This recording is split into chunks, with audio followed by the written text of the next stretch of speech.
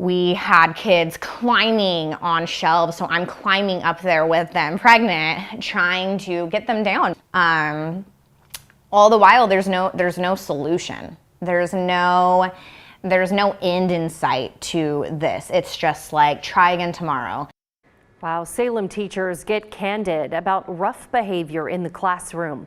We've heard from psychologists and educators about students physically acting out. Most of them agree the pandemic has made things worse. Christine Pitawanich talked with educators who recently left their jobs over this. Taylor Woosley knows very well that being a teacher during the pandemic has been stressful. This school year was her first year teaching special education in Salem-Keizer Public Schools. She wanted to do it after being an instructional assistant. I just wanted to make more of a difference. But within a week, Woosley, who was pregnant at the time, found herself facing scary situations involving her 3rd, 4th, and 5th graders in special ed. I was getting threatened by students. I'm going to hit you, and I don't even care if your baby dies. I mean, I'm talking like profanity, hitting, kicking, throwing chairs, tipping tables. These photos, examples of what educators have seen and endured. There was zero education going on, zero. She says she and other educators were getting attacked. Last year, I got a concussion. Every single one of my IAs have received concussions. They've received from students, and there was nothing that we could do. After a month and a half on the job, Woosley decided to leave. I went to basically almost everybody, it felt like, except for the superintendent. And nothing was changing. I am Danielle Harden. I am a 4th grade teacher in the Salem-Keizer district. This is my first full year teaching. Danielle Harden has also pretty much made up her mind.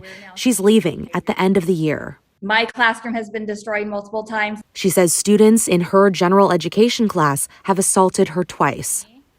I morally cannot stay in this if something doesn't change, because I feel like it's displaying to students that I have to stay in abuse. Harden says she and her family had for years considered moving. Now the stress has helped solidify her decision. I feel like teachers and parents alike have had enough. That was the sentiment at Waldo Middle School, where nearly all licensed staff signed this letter to the superintendent, asking for more counselors, behavioral specialists, and school security officers, as well as consequences for students who misbehave. I think our response is first to acknowledge where our staff are coming from, and then to ask how we can help. That's Ethan Udosinata, Salem-Keizer's assistant superintendent. He says while they're seeing more physical and aggressive behavior this year, in prior years, behavioral issues seemed to spike at certain times. For instance, before winter break or spring break. That was the case this year as well. We, in partnership with our Teachers Association, went and did some visits at Waldo so that we can assess together what the climate was like in the school. Udosinata says at schools like Waldo, where there seem to be more disruptive behaviors, the district increases security presence, not through the use of school resource officers, but through school security specialists who walk the halls unarmed. We have maybe 2 or 3 or maybe even 5 school security specialists that we can spread out throughout the school, which really does increase the security presence more than a singular SRO or school resource officer being present on campus. And Udosinata also says there are consequences for kids who misbehave. There have been roughly 5,000 suspensions in the district. That's a number that's down from previous years, despite the heightened level of behavior. We're putting a lot of other strategies in place that I think deserve credit for the reduction of suspensions. Meantime, Taylor Woosley will pay for her decision to leave. A district program covered the cost for her to become a special education teacher and requires she work in the district for at least 3 years.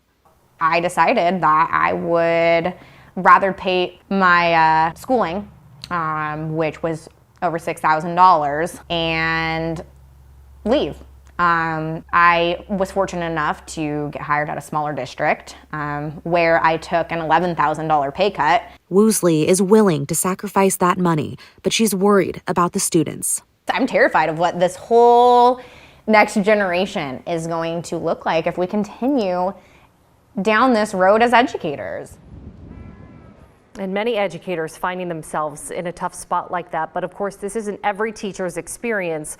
Behaviors and climate really varies by school. But coming up in the story at 6 o'clock, we get more perspective from a parent and a former behavioral specialist who resigned in December. We'll be right back.